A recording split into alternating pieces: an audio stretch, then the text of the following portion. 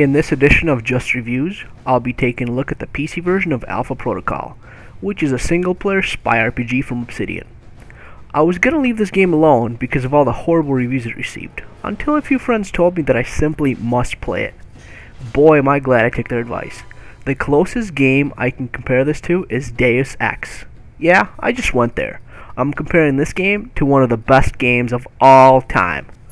Although not nearly as good as the first Deus Ex, it's quite a bit better than its sequel, even if Alpha Protocol is riddled with bugs and faulty AI.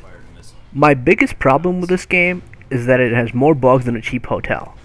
Everything from crashing all the way to certain key events not triggering. This game has them all. It is beyond frustrating to get through a long fight and not have an event trigger, forcing you to reload and go through the whole thing again. This leads us into our second issue. The game uses a checkpoint system, which are placed roughly every 10 minutes apart. Everything you found and did before you reach the next checkpoint is erased if you need to reload. Considering all the things you can do, this is a big disappointment. As much as I enjoy the hacking, lockpicking, and disabling sequences in this game, it's just plain stupid to force a player to do them over and over again if the game crashed before they reach the next checkpoint. I'm not being sarcastic here. All the minigames really are well done, but being forced to redo them is a pain in the butt. Had a save anywhere feature been included, it would have added a lot to the game. The next and last thing that annoyed me about Alpha Protocol was the AI. It is just plain glitchy, and even more so if you're using a silenced weapon. There were times where I killed someone and his partner that just stood a few feet away from him didn't even notice. Other times, all the enemies would converge on one corpse, trying to see what's going on, allowing you to take them all out with just one grenade, which they'll completely ignore. Issues like this, while not as game-breaking as the bugs, still subtract from an otherwise almost perfect game. As a minor side gripe, I also found it disappointing that the game kept reusing the same generic bad guy model over and over. Yeah, it's not a big deal, but after playing games like Metro 2033 and Oblivion, I really do like having different looking enemies. Now that all my complaints are out of the way, let's move on to why I think this is one of the best games I've played this year. The story is actually very coherent and easy to follow, with even more explanations coming your way through email and general conversation. This game also does a great job of not having too many good or bad characters.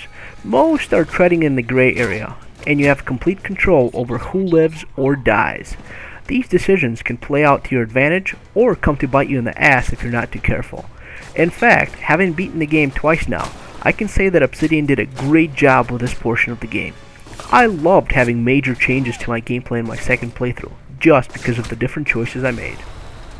The story itself reads like a good spy book, with a lot of twists and turns, and all the decisions you make having a huge impact on how things play out. I don't like to spoil too much of the story in my reviews, so I'll just say that the whole thing revolves around you trying to stop another Cold War so that a company can profit from it. Yes, very Bond-like. Even the ending is very Bondish, and that's all I'll say about that.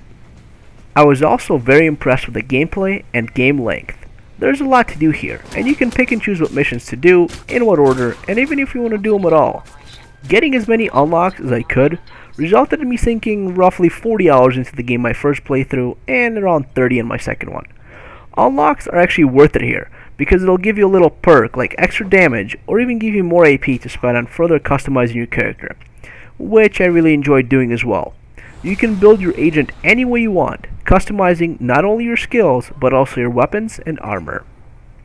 After you get past the beginning stages, you can tag any 3 skills that you want, and this will allow you to cap them so you can get the best abilities.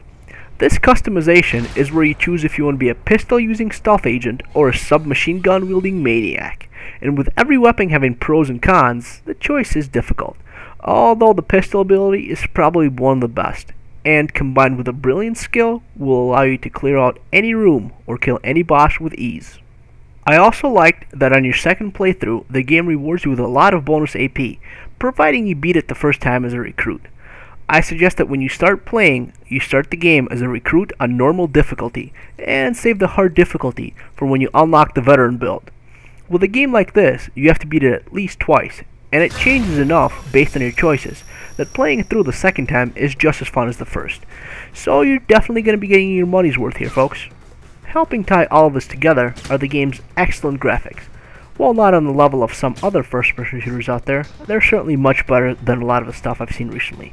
And considering this is a pretty deep third-person RPG, that's okay. All in all, I would say that this is an excellent game and is worth your time. Even though it has a lot of bugs and wonky AI, I'm giving this game an 8.5 out of 10. I'm actually saving a third playthrough for when Obsidian patches these things, at which point I'll probably say that this game deserves a very solid 9 out of 10. If you can forgive the bugs and glitches, go get this game right now. If not, wait a few months for the price to be slashed and the bugs to be squashed.